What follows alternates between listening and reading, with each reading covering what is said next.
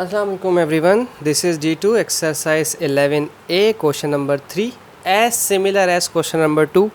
हम उसे कर चुके हैं और उसकी वीडियो भी आप तक पहुंच चुकी होगी।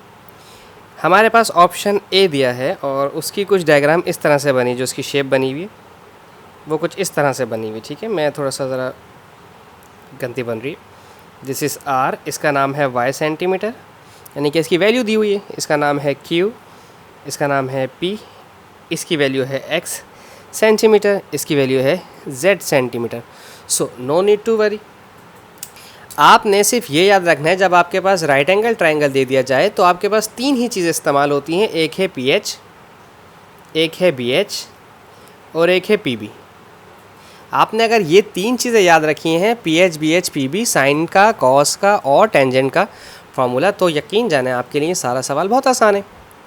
अब आते हैं इनकी रिक्वायरमेंट की तरफ। इन्होंने कहा है साइन P, पहली वैल्यू में कहा है साइन P मालूम करें, दूसरे ऑप्शन में कहा है कॉस P मालूम करें और तीसरे ऑप्शन में इन्होंने कहा है टेंजेंट P मालूम करने के लिए।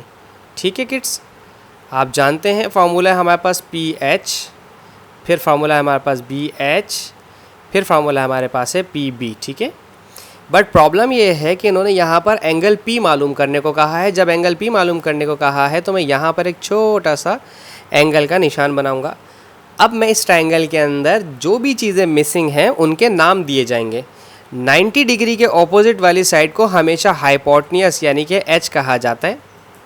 जिस लाइन पर दो एंगल्स हों, एक 90 डिग्री और एक रिक्वायर्ड एंगल। ठीक है, 90 डिग्री तो ये है हमारे पास और रिक्वायर्ड एंगल ये है, तो जिस लाइन पर दो एंगल्स अवेलेबल हों हम उसको कहते हैं बेस, जिसे B से रिप्रेजेंट करते हैं। तीसरी जो साइड हमारे पास बच जाती है हम उसे कहते हैं परपेंडिकुलर और जिसे हम P से रिप्रेजेंट करते हैं।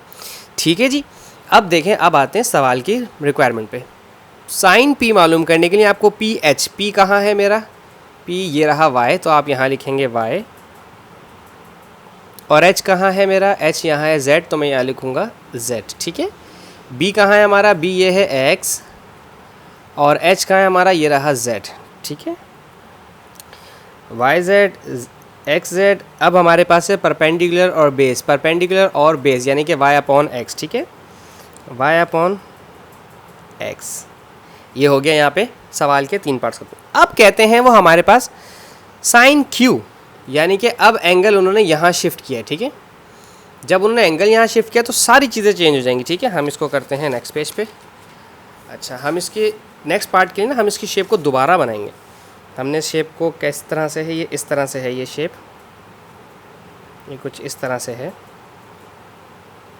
ठीक है, इसका नाम है R, इसका नाम है Q, ये है Y centimetre, this is X centimetre and this is Z centimetre और इसका नाम है P। ठीक है, अच्छा, अब उन्होंने इस एंगल को मालूम करने को कहा। ये तो 90 डिग्री अवेलेबल है ही मेरे पास। अब आप अच्छी तरह से जानते हैं कि 90 के ऑपोजिट वाले का नाम होता है हाइपोटेन्यूस, जिसे हम H से डिनोट करते हैं। जिस लाइन पर दो एंगल्स मिलते हैं हम उसे B बेस से डिनोट करते हैं, यानी कि बेस कहते हैं, B से डिनोट करते हैं। और अब हमारे पास रहेगी आखिरी लाइन जिसे हम परपेंडिकुलर या P कहते हैं। ठीक है, अब हमारे पास है ऑप्शन नंबर 4, फिर ऑप्शन नंबर 5 एंड देन हमारे पास है ऑप्शन नंबर 6।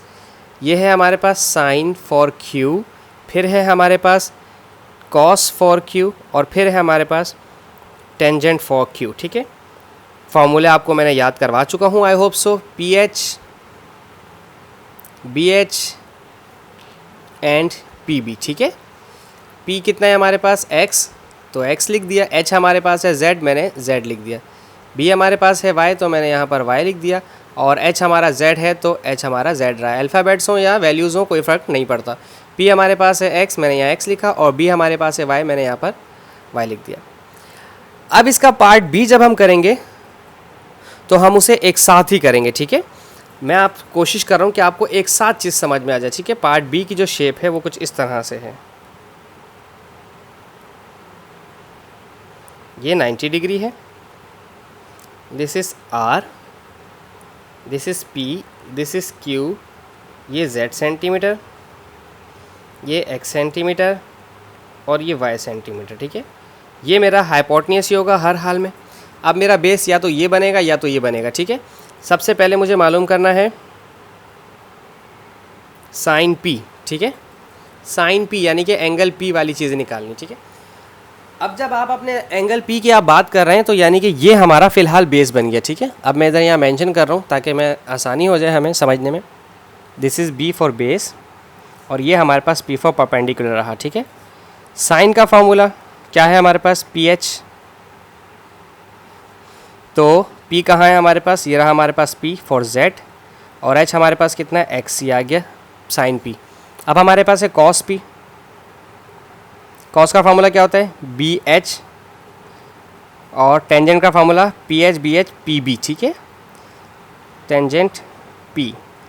अच्छा, बेस कितनी है यहाँ पर हमारे पास, बेस है हमारे पास वाई फ़िलहाल, और हाइपोटेन्यूज है हमारे पास एक्स, और परपेंडिकुलर है मेरे पास इस सवाल में जेड, और बेस है मेरे पास इस सवाल में वाई, ठीक है। अब अगर आपका फार्मूला यहाँ से यहाँ शिफ्ट होता है, ठीक है, for sine Q,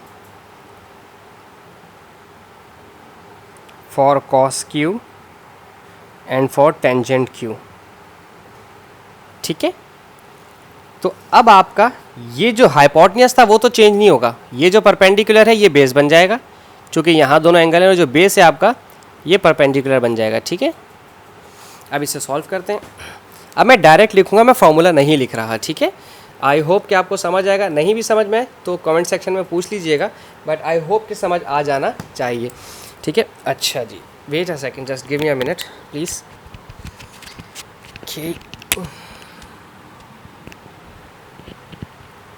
okay, now we go, here we go. अच्छा जी स्टूडेंट्स, साइन का फार्मूला होता है पी एच। पी कहाँ है, this is P and this is H, यानी कि वाई अपॉन एक्स। हम डायरेक्ट अब लिखेंगे वाई अपॉन एक्स, ठीक है। हमने डायरेक्ट वाई अपॉन एक्स लिखा। अब कॉस का फार्मूला होता है P H B H, B और एच। अब बी ये है और एच ये है, जेड अपॉन एक्स, ठीक है। इसको लिखेंगे जेड अपॉन एक्स। अब है टेंजेंट क्यू। टेंजेंट का फार्मूला होता है P H B H P B, P B. P कहाँ है, this is P and this is B, Y upon Z, ठीक है। This is Y upon Z. देखें, P H B H P B, ये रहा P B आपका, ठीक है। तो आप इसको लिंक्ड भी कर सकते हैं। आई होप आपको समझ आया हो। Thank you so much for watching my channel. अल्लाह हाफिज़।